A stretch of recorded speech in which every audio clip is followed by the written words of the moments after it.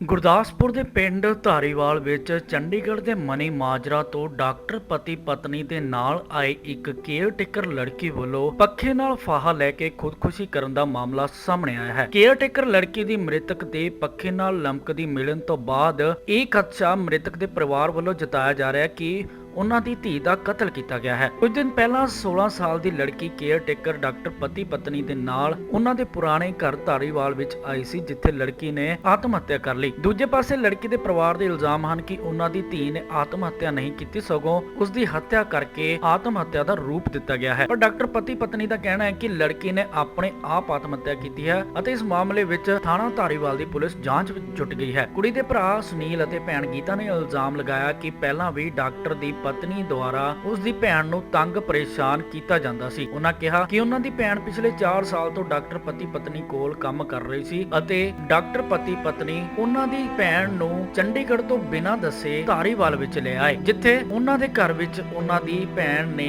ਪੱਖੇ ਨਾਲ ਫਾਹਾ ਲੈ ਕੇ ਆਤਮ ਹੱਤਿਆ ਕਰ ਲਈ। ਪਰਿਵਾਰ ਦਾ ਇਹ ਵੀ ਕਹਿਣਾ ਹੈ ਕਿ ਪੱਖਾ ਜ਼ਮੀਨ ਤੋਂ ਬਹੁਤ ਉੱਚਾ ਹੈ ਅਤੇ ਕਿਸੇ ਵੀ ਸੌਖੇ ਤਰੀਕੇ ਨਾਲ ਪੱਖੇ ਤੱਕ पहुंच के उन्ना दी भैन आत्महत्या नहीं कर सकती। एक भी क्या क्या नाम है आपका? गीता। गीता जी, क्या हुआ है, थोड़ा सा बता दीजिए। ये मेरी बहन को यहाँ पे लाके जबरदस्ती लेके आई हुई है और मैं 15 दिन हो गए। 15 दिन में 2 बारी बात कराई। ये परसों कहती है मेरे से बहस कर रही है। उसी वाली रात को उसने मार दिया मेरी बहन। फोन पे बात भी नहीं करने दी। आपकी बहन का नाम क्या है? सविता। कहाँ से लेके आए हैं? सविता चंडीगढ़ से। तुम न बोलो भैया। तो चंडीगढ़ से लेके आए हाँ हैं? जी। तो क्या इनके पास काम करती थी? हाँ क्या जी, करती काम करती थी, रात दिन रहती थी इनके पास, इतवार घर जाती थी। तो आपको कब फोन आया कि ये परसों किया, कल किया, 11 बजे फोन किया, कह रही तुम्हारी बहन ने सुसाइड कर लिया। झूठ बोल रही है, इसने मार के ना टांग टूंग दिया। और कोई उसको ना मतलब इतनी ऊंचे पंखा है, नहीं चढ़ सकती वो पंखे पर, नहीं चढ़ सकती वहाँ, नहीं फांसी लगा सकती वो। इसने मार के ना लटका दिया, ऊपर से ड्रामे बना रही। घर में मिली भी नहीं, कह रही दरवाजा तोड़ के ना मैंने निकाला।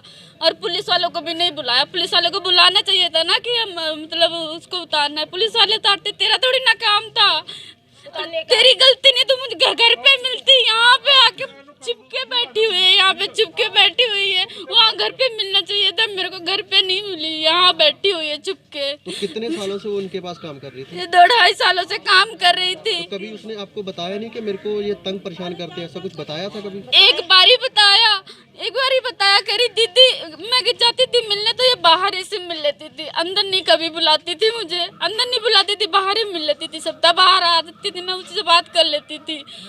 और एक दिन कहती दीदी इसने ना मुझे कंगन की चोरी लगाई मेरे को आके ना, बहुत बताती नहीं थी, डांटती थी, कुछ भी हो गया डांटती, बताती नहीं थी। उसके बाद में 2 महीने में कह रही। मेरा नाम जी गौरव है, मैं मौली जागरा से हूँ, चंडीगढ़ पंचकुला। और हमें कल खबर आई थी कि आपकी बहन यहाँ पे ऐसे से करके यहाँ पे सुसाइड कर लिया उसने। तो हमने बोला कोई बात नहीं, हमारी मैडम के साथ उनके भाई, जो मेरा बड़ा छोटा भाई है, उसके साथ उनकी मैडम की पहले बात हुई थी। तो उन्होंने बोला कि इसे समझा लेना लड़की को। अब लड़की को हम समझाएंगे तो जब हमसे उनकी बात होएगी।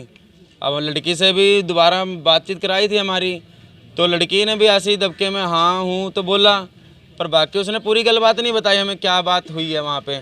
मैडम ने बोला समझा देना इन्हें, हम उसे समझाएंगे, समझाने का हमें मौका दो। रात में आपने 11 बजे कॉल किया है और सुबह 11 बजे आप बोल रहे हो कि लड़की ख़त्म हो गई है।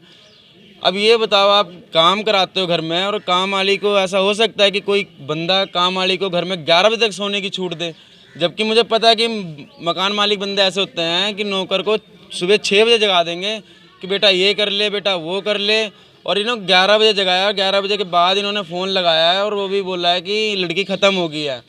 फिर उसके बाद में जो इसका छोटा भाई था, उसे कह रहे हैं कि कल्ले आगे ले जाओ इधर पे, और वो जी कल्ला आया नहीं लड़का। हमने बोला चल भाई हम साथ में चलते हैं, ठीक है। और उसके बाद जब इधर हम कमरे गए, अभी इंचार्ज जी के साथ में गए, सर के साथ में देखने का रूम, तो रूम में हमें उधर पे ऐसा कुछ हमें नहीं लगा कि लड़की ने खुद आत्महत्या की है।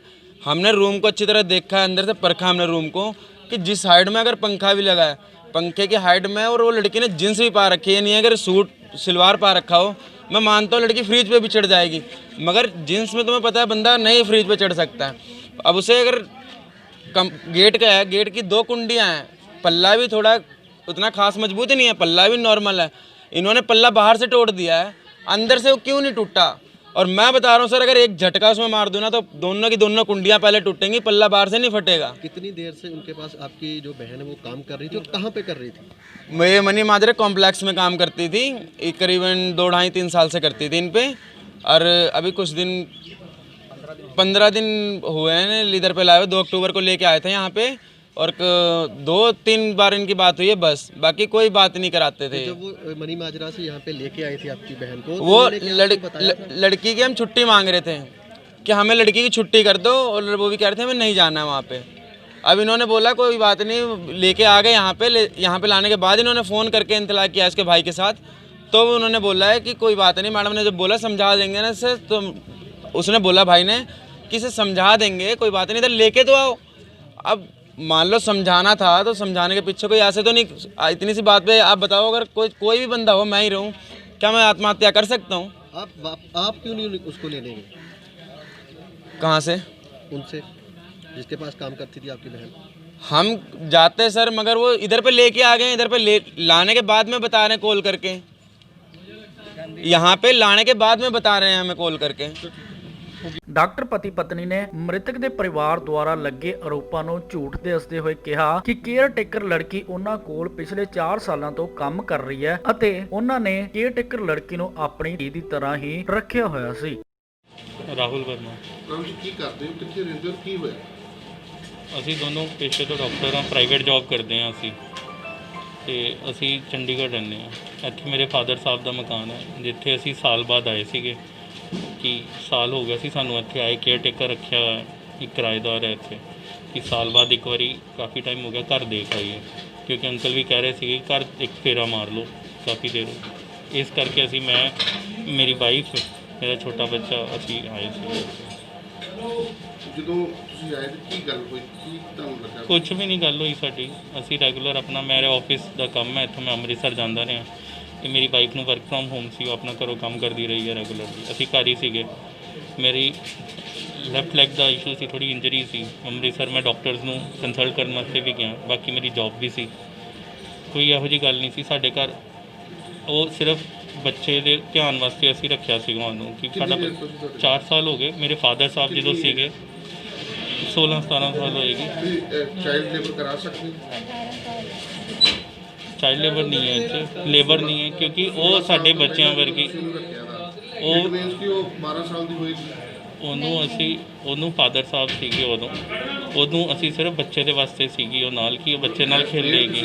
ਐਜ਼ ਮੇਡ ਨਹੀਂ ਸੀ ਉਹ ਸਾਡੀ, ਐਜ਼ ਮੇਡ ਨਹੀਂ ਸੀਗੀ ਉਹ, ਸਾਡੇ ਬੱਚਿਆਂ ਵਰਗੀ ਸੀਗੀ। ਉਹਨੂੰ ਉਵੇਂ ਹੀ ਰੇਜ਼ ਕੀਤਾ, ਉਹਨੂੰ ਅਸੀਂ ਐਜੂਕੇਟ ਵੀ ਕਰਦੇ ਸੀਗੇ, ਸਾਰਾ ਉਹਦਾ ਖਰਚਾ ਸਭ ਅਸੀਂ ਕਰਦੇ ਸੀਗੇ। ਤੁਹਾਡੇ ਘਰ ਰਹਿੰਦੀ ਸੀ ਉਹ, ਤੁਹਾਡਾ ਕੰਮ ਕਰਦੀ ਸੀ, ਤੁਹਾਡੇ ਬੱਚੇ ਕੰਮ ਨਹੀਂ ਸੀ ਕਰਦੀ, ਸਿਰਫ ਬੱਚੇ ਦੀ ਕੇਅਰ ਟੇਕ ਕਰਦੀ ਸੀ, ਕੰਮ ਨਹੀਂ ਸੀ ਕਰਦੀ ਉਹ। ਇੱਥੇ ਵੀ ਐਜ਼ ਏ ਮੇਡ ਨਹੀਂ ਸੀ ਉਹ। ਚਾਈਲਡ ਲੇਬਰ ਤੁਸੀਂ ਕਿਸੇ ਕੋ ਸਰਟੀਫਿਕੇਟ ਲਿਆ ਸੀ ਜਾਂ ਕਿਸੇ ਨੂੰ ਦੱਸਿਆ ਸੀ? ਨਹੀਂ ਜੀ, ਸਾਨੂੰ ਇਸ ਚੀਜ਼ਾਂ ਦਾ ਨਹੀਂ ਪਤਾ, ਸਾਨੂੰ ਇਹ ਨਹੀਂ ਸੀ ਪਤਾ। ਐਜੂਕੇਟਡ ਹੋ, ਡਾਕਟਰ ਹੋ, ਤੁਹਾਨੂੰ ਚਾਈਲਡ ਲੇਬਰ ਦਾ ਤਾਂ ਪਤਾ ਹੀ ਹੈ। ਚਾਈਲਡ ਲੇਬਰ ਪੁਰਾਣੇ ਕਿੰਨਾ ਕੁ ਠੀਕ ਹੈ ਪਹਿਲਾਂ ਤਾਂ ਇਹ ਦੱਸ ਦਿਓ ਸਾਨੂੰ। ਦੇਖੋ, ਇਸ ਚੀਜ਼ਾਂ ਦਾ ਹੁਣ ਜੇ ਤੁਸੀਂ ਉਲਝਾਉਣਾ ਚਾਹੁੰਦੇ ਹੋ ਸਾਨੂੰ, ਅੱਗੇ ਸਾਡਾ ਹਾਲਤ ਉਹ ਨਹੀਂ ਹੈ। ਜੇ ਉਲਝਾ ਕੇ ਸਾਨੂੰ ਉਸ ਚੀਜ਼ 'ਚ ਕਰਨਾ ਤੇ ਉਹ ਤੁਹਾਡੀ ਮਰਜ਼ੀ ਹੈ। ਉਸ ਤੋਂ ਬਾਅਦ ਤੁਹਾਡੀ ਮਿਸਿਸ ਦਾ ਮੈਨੂੰ ਕਹਾ ਸੁਣੀ ਹੋਈ ਹੈ? ਕੁਛ ਨਹੀਂ ਹੋਇਆ ਕਹਾ ਸੁਣੀ, ਕੋਈ ਕਹਾ ਸੁਣੀ ਵਾਲੀ ਗੱਲ ਹੀ ਕੋਈ ਨਹੀਂ। ਜਦੋਂ 4 ਸਾਲ ਹੋ ਗਏ ਜਿਹਨੂੰ ਸਾਡੇ ਨਾਲ ਰਹਿੰਦੇ ਹੋਏ, ਬੱਚਿਆਂ ਵਾਂਗਰ ਜਿਹਨੂੰ ਰੱਖਿਆ, ਵੱਡਾ ਕੀਤਾ, ਉਹਨੂੰ ਪੜ੍ਹਾਉਂਦੇ ਰਹੇ ਹਾਂ ਅਸੀਂ ਘਰ ਉਹਨੂੰ। आप कह रहे हो कि मिसेस से कहा सुनी, तो वो कुछ भी नहीं हुआ। हम तो उसको, हमारी गलती होगी कि हमारे मना करने के बावजूद भी उसने ज़िद की कि मैंने जाना है साथ में। फिर भी वो आई, उसके भाई से बात करी मेरी मिसेस ने। भाई कह रहा है कि सब झूठ, वही तो झूठ बोल रहे हैं। उसको फ़ोन आ रहे थे सारे। कौन झूठ किए तो पुलिस देखी, कौन झूठ बोल रहा है, कौन सच बोल रहा है? मैं तो अपनी बात कह रहा हूँ कि रात को उसको 11 बज के कितने मिनट पे हम 11 बजे, आपकी बहन बात नहीं मान रही, हमारे साथ नहीं चल रही। वो बोल रही है मैंने धारीवाल रुकना है। हमने बोला गुरदासपुर चलो, क्योंकि मैं एडमिटेड था। इसको समझाओ, हम अकेला नहीं छोड़ सकते। हम इस जो केयर टेकर है हमारा, उसने मना कर दिया आपकी बहन ने कि वो उसके साथ भी नहीं रुकेगी, अकेले रुकना चाहती है। उसके बाद हम लोग आ गए, क्योंकि बैंक वाला वो आ गया था लड़का जो हमारा टेनेंट है, उससे बात हो गई कि भाई आप आ रहे हो, ये मान नहीं रही। इससे बात करी, इसने अपने भाई का ही फ़ोन काट दिया इसके पास फ़ोन पड़ा था, हम लोगों ने फ़ोन दिया हुआ था कि कोई। उसके बाद निकल के हमने पूछा कि बेटा ठीक है, आ गए भैया?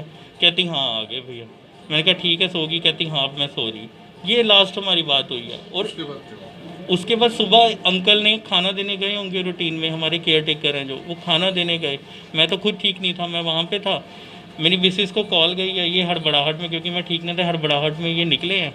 ये निकले, वहाँ पे देखा तो अंदर से लॉक लगा हुआ था। अब वो हमारा घर है बहुत पुराना, उसके जो दरवाजे, इन लोगों ने हाथ डाला होगा कि बंद है खुला, वो बंद ही था। वो वैसे का वैसे ही, अब उसने, क्योंकि सारा अपनी तरफ से उसने क्लोज़ किया हुआ था। प्रेस कहाँ से, प्रेस भी हमारी अंदर से कहाँ अंदर गई, प्रेस की तार काटी, प्रेस हम खुद है, हमें खुद नहीं कुछ पता। उसके बाद क्या फोन किया, खुद उतार लिया। जो हमारे साथ लेडीज़ थी जो मोहल्ले की इकट्ठी हुई थी, उन्होंने, बड़े बुजुर्ग थे वो, उन्होंने ही उतारा था। हम जब तक इन्फॉर्म कर रहे थे, ये इन्फॉर्म कर रही थी, बात ये फ़ोन कर रही थी उसके भाई को कि ऐसे ऐसे हो गया। उतनी देर में जो लेडीज़ और वो जो केयर टेकर है हमारे, उन्होंने नीचे वो कर दिया उसको। उनको ऐसे लगा कि ਥਾਣਾ ਧਾਰੀਵਾਲ ਦੇ ਐਸਐਚਓ ਮਨਜੀਤ ਸਿੰਘ ਨੇ ਦੱਸਿਆ ਕਿ ਲਾਸ਼ ਨੂੰ ਕਬਜ਼ੇ ਵਿੱਚ ਲੈ ਕੇ ਅਗਲੀ ਕਾਰਵਾਈ ਸ਼ੁਰੂ ਕਰ ਦਿੱਤੀ ਹੈ ਅਤੇ ਇਸ ਮਾਮਲੇ ਵਿੱਚ ਜੋ ਵੀ ਦੋਸ਼ੀ ਪਾਇਆ ਗਿਆ ਉਸ ਨੂੰ ਬਖਸ਼ਿਆ ਨਹੀਂ ਜਾਵੇਗਾ। ਸਰ ਇਹ ਦੱਸ ਦਿਓ ਵੀ ਕੋਈ ਧਾਰੀਵਾਲ ਦੇ ਵਿੱਚ ਕੇਸ ਹੋਇਆ, ਕੋਈ ਚੰਡੀਗੜ੍ਹ ਦੀ ਲੜਕੀ ਸੀ, ਉਹਨੂੰ ਇੱਥੇ ਲੈਣ ਦਾ ਤੇ ਉਹਦਾ ਸੁਸਾਈਡ ਤੱਕ ਜਾਂ ਮਰਡਰ ਦਾ ਕੀ ਮਾਮਲਾ ਜੀ? ਡਾਕਟਰ ਰਾਹੁਲ ਜਿਹੜੇ ਆ ਉਹ ਮਨੀ ਮਾਜਰਾ ਤੋਂ ਇੱਥੇ ਆਏ ਸੀ। ਬੇਸਿਕਲੀ ਉਹ ਨਵੀਂ ਆਬਾਦੀ ਧਾਰੀਵਾਲ ਦੇ ਰਹਿਣ ਵਾਲੇ ਆ। ਕੁਝ ਸਮੇਂ ਤੋਂ ਉੱਥੇ ਆਪਣੀ BAMS ਡਾਕਟਰ ਨੇ, ਉਹ ਪ੍ਰੈਕਟਿਸ ਕਰਦੇ ਨੇ ਤੇ ਉੱਥੇ ਸੈਟਲ ਨੇ। ਤੇ ਉਹਨਾਂ ਨੇ ਇੱਕ ਜਿਹੜੀ ਕੇਅਰ ਟੇਕਰ ਮਤਲਬ ਘਰ ਰੱਖੀ ਹੋਈ, ਸਵਿਤਾ ਨਾਂ ਦੀ ਲੜਕੀ, ਉਹਦੀ ਉਮਰ 17-18 ਸਾਲ ਹੋਏਗੀ ਅਬਾਊਟ। ਤੇ ਕਾਫੀ ਸਮੇਂ ਤੋਂ ਉਹਨਾਂ ਦੇ ਨਾਲ ਸੀਗੀ ਉਹ। ਤੇ ਮਤਲਬ 2 ਅਕਤੂਬਰ ਤੋਂ ਇੱਥੇ ਉਹ ਆਪਣੇ ਪੇਰੈਂਟਸ ਮਤਲਬ ਨਵੀਂ ਆਬਾਦੀ ਧਾਰੀਵਾਲ ਆਏ ਸੀ ਤੇ ਉੱਥੇ ਰਹਿ ਰਹੇ ਸੀ ਦੋਨੋਂ। ਮਤਲਬ ਇਹਦੀ ਮੀਆਂ ਬੀਬੀ ਦੋਨੋਂ ਸੀ, ਨਾਲ ਬੇਟਾ ਸੀ ਇਹਨਾਂ ਦਾ, ਤੇ ਨਾਲ ਹੀ ਸਵਿਤਾ ਲੜਕੀ ਸੀ। ਤੇ ਕਿਤੇ ਮਤਲਬ ਪਰਸੋਂ ਕਿਤੇ ਠੀਕ ਨਹੀਂ ਸੀਗੇ ਤੇ ਡਾਕਟਰ ਸਾਹਿਬ ਇਹ ਆਪਣੀ ਟ੍ਰੀਟਮੈਂਟ ਵਾਸਤੇ, ਇਹਨਾਂ ਦਾ ਬੇਟਾ, ਇਹਨਾਂ ਦੀ ਵਾਈਫ ਤੇ ਤਿੰਨੋਂ ਜਾਣੇ ਪਠਾਨਕੋਟ ਗਏ। ਪਠਾਨਕੋਟ ਤੋਂ ਜਦੋਂ ਇਹ ਪਰਸੋਂ ਰਾਤ ਕਰੀਬ 10 ਕੁ ਵਜੇ ਫਿਰ ਵਾਪਸ ਆਏ ਨੇ ਤੇ ਕਹਿੰਦੇ ਸਵਿਤਾ ਨੂੰ ਕਹਿੰਦੇ ਵੀ ਅਸੀਂ ਤੈਨੂੰ ਘਰ ਇੱਥੇ ਇਕੱਲੀ ਹੈ, ਤੂੰ ਭਾਵੇਂ ਮਤਲਬ ਹੋਰ ਵੀ ਕਿਰਾਏਦਾਰ ਨੇ ਇੱਥੇ, ਮਤਲਬ ਫੀਮੇਲ ਔਰਤ ਵੀ ਹੈਗੀ ਹੈ, ਪਰ ਤੂੰ ਸਾਡੇ ਨਾਲ ਚੱਲ ਤੇ ਇੱਥੇ ਇਕੱਲੀ ਕੀ ਕਰੇਂਗੀ। ਇਹ ਕੋਈ 10-11 ਵਜੇ ਬੋਟ ਦੀ ਰਾਤ ਦੀ ਗੱਲ। ਪਰ ਉਹ ਸਵਿਤਾ ਮੰਨੀ ਨਹੀਂ, ਕਹਿੰਦੀ ਮੈਂ ਨਹੀਂ ਤੁਹਾਡੇ ਨਾਲ ਉੱਥੇ ਜਾਣਾ, ਮੈਂ ਇੱਥੇ ਰਹਿਣਾ। ਤੇ ਫਿਰ ਇਹਦੀ ਜਿਹੜੀ ਡਾਕਟਰ ਦੀ ਵਾਈਫ ਆ, ਉਹਨੇ ਫਿਰ ਇਹਦੇ ਭਰਾ ਨਾਲ ਫੋਨ 'ਤੇ ਵੀ ਗੱਲ ਕਰਾਈ ਵੀ ਇਹ ਸਾਡੇ ਨਾਲ ਜਾ ਨਹੀਂ ਰਹੀ, ਬਹਿਸ ਕਰਦੀ ਹੈ। ਤੇ ਇਹਦਾ ਬ੍ਰਦਰ ਫਿਰ ਕਹਿੰਦਾ ਕੋਈ ਨਹੀਂ, ਤੁਸੀਂ ਚਲੋ ਇਹਨੂੰ ਸਮਝਾਓ ਤੇ ਚੰਡੀਗੜ੍ਹ ਲੈ ਆਓ, ਆਪਾਂ ਸਮਝਾ ਲਾਂਗੇ ਕੀ ਗੱਲ ਆ। ਇਹ ਮੁੜ ਕੇ ਫਿਰ ਡਾਕਟਰ ਸਾਹਿਬ ਚਲੇ ਗਏ ਨੇ। ਇਹਨੇ ਮਤਲਬ ਰੋਟੀ ਰਾਟੀ ਖਾ ਕੇ ਤੇ ਸੌਂ ਗਈ, ਇਹਨੇ ਕੁੰਡੀ ਲਾ ਲਈ ਅੰਦਰੋਂ। ਤੇ ਸਵੇਰੇ ਜਦੋਂ ਇਹਨਾਂ ਨੇ ਉਹ ਜਿਹੜੀ ਇਹਨਾਂ ਦੀ ਕੋਈ ਮਤਲਬ ਘਰ ਵਿੱਚ ਔਰਤ ਰਹਿੰਦੀ, ਉਹਨੂੰ ਕਿਹਾ ਸੀ ਵੀ ਸਵੇਰੇ ਅਸੀਂ ਜੇ ਲੇਟ ਹੋ ਗਏ ਤੇ ਇਹਨੂੰ ਚਾਹ ਚੂ ਪਿਆ ਦਿਓ, ਖਾਣਾ ਖਵਾ ਦਿਓ। 9-9:30 ਵਜੇ ਇਹ ਉਹ ਔਰਤ ਗਈ ਆ, ਉਹਨੇ ਬੂਹਾ ਖੜਕਾਇਆ ਤਾਂ ਇਹਨੇ ਬੂਹਾ ਨਹੀਂ ਖੋਲ੍ਹਿਆ। ਫਿਰ ਉਹਨੇ 1-2 ਲਾਗੇ ਗੁਆਂਢੀ ਉਹਨਾਂ ਨੂੰ ਕਿਹਾ ਵੀ ਆਹ ਗੱਲਬਾਤ ਹੈਗੀ ਹੈ। ਜਦੋਂ ਜਾ ਕੇ ਦੇਖਿਆ ਬੂਹਾ ਇਹਨਾਂ ਨੇ ਮਤਲਬ ਹਿਲਾ ਕੇ ਖੋਲ੍ਹਿਆ, ਲੱਕੜ ਦਾ ਦਰਵਾਜ਼ਾ ਹੈ। ਤੇ ਇਹ ਫਿਰ ਜਿਹੜੀ ਆ ਉਹਨੇ ਫਾਹ ਲਿਆ ਹੋਇਆ ਸੀਗਾ ਪੱਖੇ ਦੇ ਨਾਲ, ਤਾਰ ਨਹੀਂ ਜਿਹੜੀ ਫ੍ਰਿਜ ਦੀ ਸੌਰੀ ਇਹਦੀ ਪ੍ਰੈਸ ਦੀ ਤਾਰ ਆ, ਉਹ ਕੱਟ ਕੇ ਉਹਦੇ ਨਾਲ ਉਹਨੇ ਫਾਹ ਲਿਆ। ਤੇ ਦੇਖੋ ਇਹ ਹੁਣ ਉਹਨਾਂ ਨੂੰ ਜਿਹੜੇ ਦੋਨਾਂ ਦੇ ਬਿਆਨ ਦਰਜ ਕੀਤੇ ਨੇ, ਇਹ ਕੱਲ੍ਹ ਦਾ ਵਕੂਆ ਹੈ। ਚੰਡੀਗੜ੍ਹ ਮਨੀ ਮਾਜਰਾ ਤੋਂ ਇਹ ਪਹੁੰਚ ਨਹੀਂ ਸੀ ਸਕਦੇ ਤੇ ਹੁਣ ਆਏ ਨੇ। ਇਹਨਾਂ ਦਾ ਮੈਂ ਪੱਖ ਸੁਣਿਆ ਵਾ, ਦੂਜਿਆਂ ਦਾ ਵੀ ਸੁਣਿਆ ਹੈ। ਤੇ ਜਿਹੜੀ ਸਿਚੁਏਸ਼ਨ ਹੈਗੀ ਆ ਉਹ ਜਿਹੜੀ ਆ ਉਹ ਤਾਂ ਹੀ ਸਾਹਮਣੇ ਆਏਗੀ ਜਿੱਦਾਂ ਉਹ ਬੋਰਡ ਆਫ ਡਾਕਟਰ ਹੈ, ਜਿਹਦੇ ਵਿੱਚ ਵੱਖ-ਵੱਖ ਡਾਕਟਰ ਜਿਹੜੇ ਗਾਇਨੀ ਦੇ ਵੀ, ਮਾਰ ਲੇਡੀ ਤੇ ਹੋਰ ਸਾਰੇ ਜਿੰਨੇ ਡਾਕਟਰ ਨੇ, ਉਹ ਸਾਰੇ ਆਪਾਂ ਬੋਰਡ ਆਫ ਡਾਕਟਰ ਦੇ ਰਾਹੀਂ ਇਹਦਾ ਪੋਸਟਮਾਰਟਮ ਬਾਡੀ ਦਾ ਕਰਵਾਉਂਦੇ ਹਾਂ ਵੀ ਕਿਹਨਾਂ ਕਾਰਨਾਂ ਕਰਕੇ ਇਹਦੀ ਮੌਤ ਹੋਈ ਹੈ।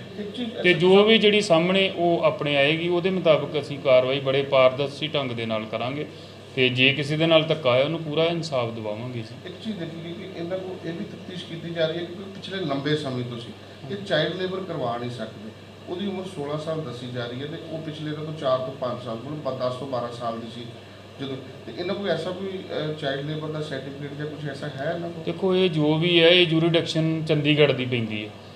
ਉਹ ਦੇਖਣਗੇ ਇਹਦੇ ਬਾਰੇ। ਦੇਖੋ ਅਸੀਂ ਤੇ ਹੁਣ ਇੱਥੇ ਜਿਹੜੀ ਸਿਚੁਏਸ਼ਨ ਇੱਥੇ ਬਣੀ ਹੈ, ਅਸੀਂ ਤੇ ਉਹਨੂੰ ਦੇਖਾਂਗੇ। ਜਿਹੜੀ ਤੁਸੀਂ ਚਾਈਲਡ ਲੇਬਰ ਵਾਲੀ ਗੱਲ ਕੀਤੀ ਆ, ਉਹ ਤੇ ਯੂਟੀ ਵਾਲੇ ਜਿਹੜੇ ਉਹ ਰਿਸਪੌਂਸਿਬਲ ਹੋਣਗੇ, ਜਿੱਥੇ ਉਹ ਪੱਕੇ ਤੌਰ 'ਤੇ ਰਹਿ ਕੇ ਇਹਨਾਂ ਦੇ ਕੋਲ ਰਹਿ ਰਹੀ ਸੀ।